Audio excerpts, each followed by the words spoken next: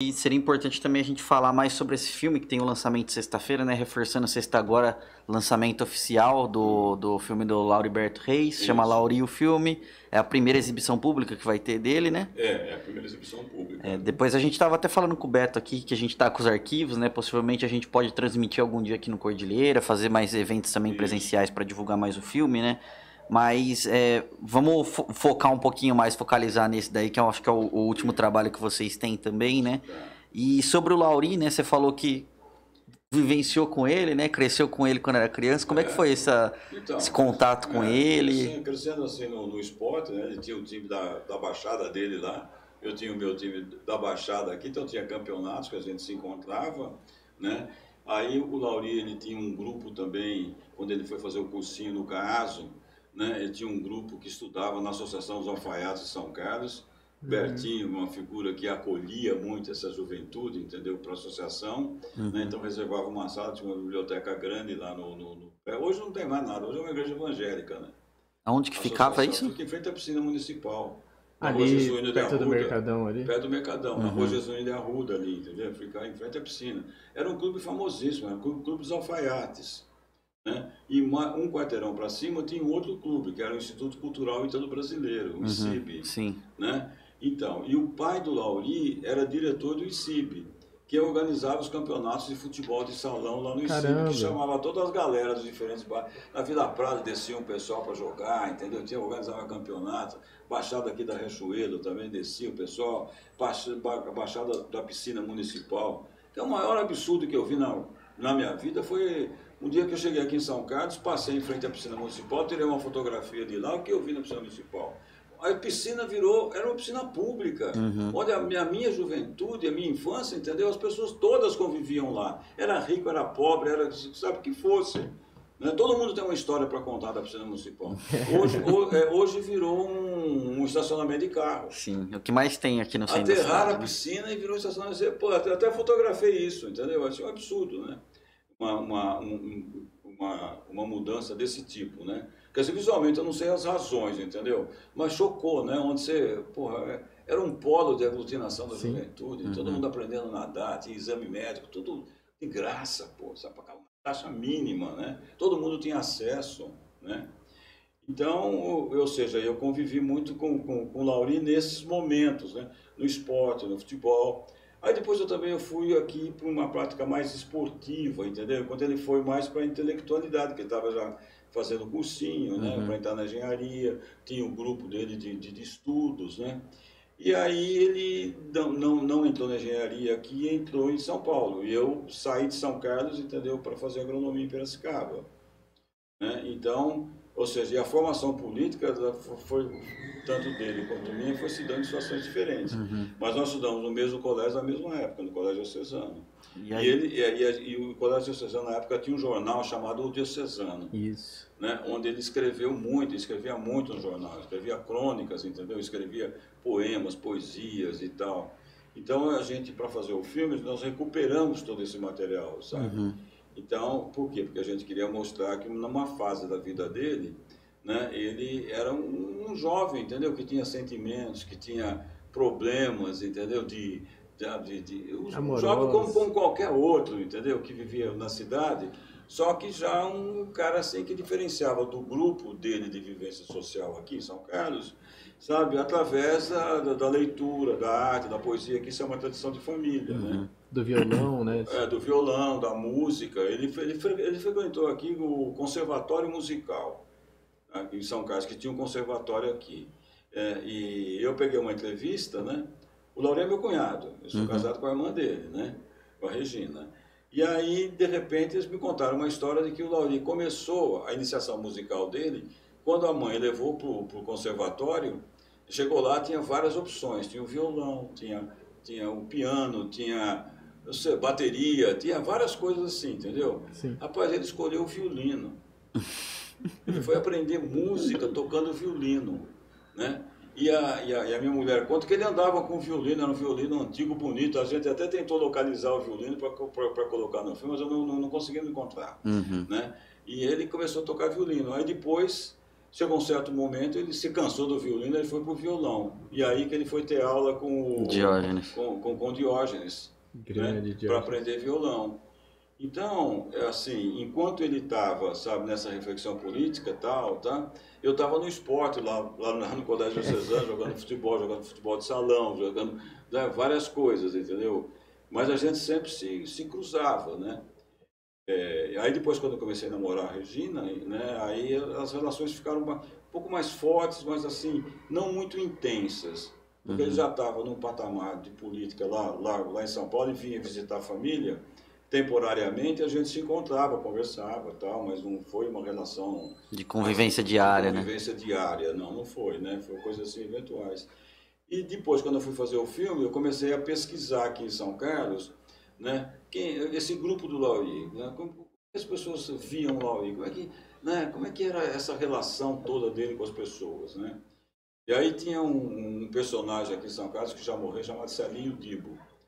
Celinho Dibo é uma figura importante. Celinho Dibo, ele foi preso e ficou preso em Pirassununga e foi muito torturado porque associavam ele com o tráfico de droga. E depois relacionaram o tráfico de droga com a política. Então ele vivia pelas ruas aqui, entendeu? Um contador de história. Aí quando eu vinha para São Carlos, sentava com ele e ficava contando história. Não, o Laurí passou por aqui. Assim, é uma história, a veracidade da história é uma coisa também impressionante, né? A história é uma forma de contar, né?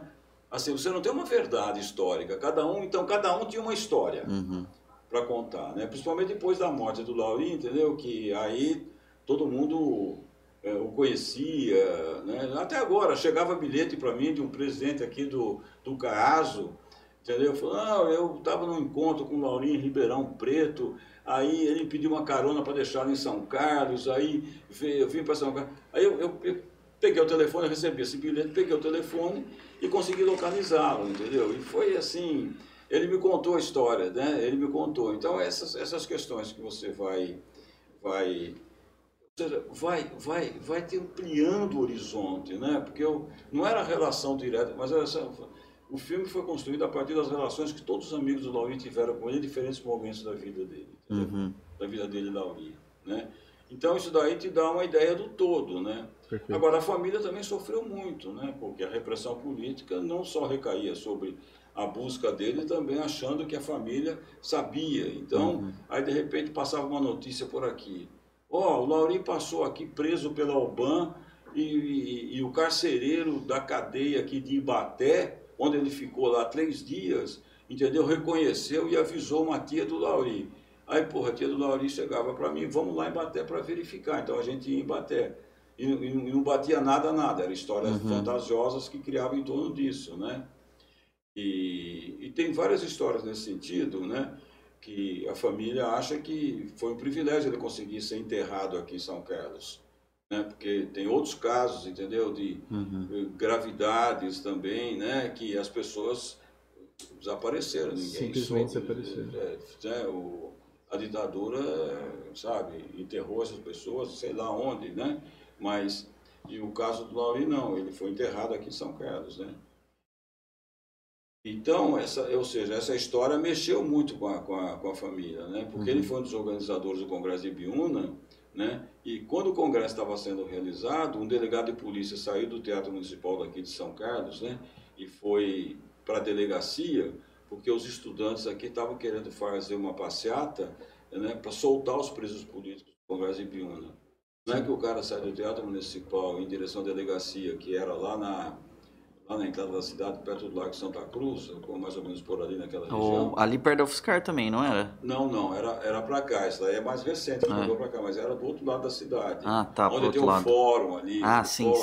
Era por ali, né? A delegacia, o cara sai e era um delegado ligado ao DOPS, entendeu? Que falou, você tem que organizar a polícia aí para conter os estudantes que vão fazer uma manifestação aí em São Carlos. Manifestação por quê? Iam fazer? Porque esse delegado saiu com um carro e atropelou e matou o pai do Laurí. Caramba, o pai do Laurí é assassinado, assim. Foi morto dessa forma, entendeu? Atropelado. Como se fosse uma coisa qualquer ali, Como se fosse uma coisa qualquer e o Laurí preso lá em São Paulo. Esse fato foi o fato que teve na praça da 15, ali na região da 15, que chegou cavalaria também. Aí depois aí teve várias consequências disso, né? Mas teve outras invasões também do regime aqui em São Carlos, ocupações aqui do regime de São Carlos, na greve que eu falei para vocês, sabe, do frigorífico, algumas manifestações de sindicatos metalúrgicos, né, e uma repressão violenta durante a ditadura militar, quando veio o Médici para cá, que desfilou na Avenida São Carlos com um carro cheio de metralhadora em volta. Com o prefeito da cidade. Com o prefeito da cidade, e depois quando veio o Jarbas Passarinho. O Jarbas Passarinho veio aqui com o ministro da Educação do regime militar, e os estudantes da engenharia foram entregar para ele uma carta de reivindicação, né?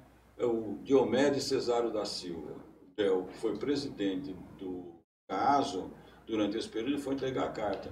Entregou a carta, foi preso. Entendeu? Foi preso, foi levado embora.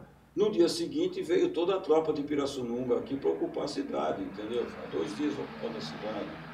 Quer dizer, não, essa questão do terror e do medo, né, é que apavorou muito a sociedade também, entendeu? Na luta de resistência, né? Porque era uma violência agressiva, né, que matava, torturava as pessoas, mas também que colocava na cabeça das pessoas que estavam vivenciando aquela situação, e que, olha, ou você se comporta ou você vai ter o mesmo destino. Foi uma luta bastante complicada, né? Calar a voz da pessoa. Então, o filme, eu fui pegando esses fragmentos, entendeu? Assim, da vida dele, e fui construído. E a razão que me motivou a fazer esse filme, entendeu? Foi para resgatar o legado dessa geração.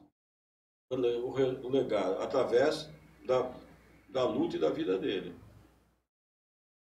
E aí, que é o legado de uma geração. Se você pegar as histórias que as pessoas contam, né, dessa época, da geração de 68 e tal, né, você vai ver que tem uma característica ali conjuntural, entendeu? Onde a luta de resistência se manifestava de uma forma completamente distinta do que ela se manifestou no fim do regime militar. Porque no fim do regime militar, no final da década de 70, já tinha o surgimento do Lula, já tinha o surgimento do PT, já tinha uma força social. Agora, de onde veio essa força social? Veio do passado, dessas lutas, das lutas de resistência, entendeu? Então você não pode picotar a história tem que ser entendida num processo. Nada surge do nada. Nada surge do nada, entendeu? Então, enfim, mas então eu procurei fazer esse filme, né, com esse objetivo, né? Eu quero construir do ponto de vista da família, né? Porque quando eu abri o baú da família, né? Eu já estava acompanhando esse processo todo e tal, mas quando eu abri o baú para ver os documentos que tinham lá, tinham várias cartas, entendeu? Dele, mandando para as irmãs e para a mãe, de diferentes locais, em diferentes épocas. Então, ao mesmo tempo que o cara estava super envolvido com a política, ele nunca deixou de ter envolvimento com a família, preocupação com a família. Isso daí o regime esconde. Sabe, parece que o cara se desvincula de tudo, né? E vira uma pessoa sem sentimento, né? Sem sentimento, sabe? Sem humanismo.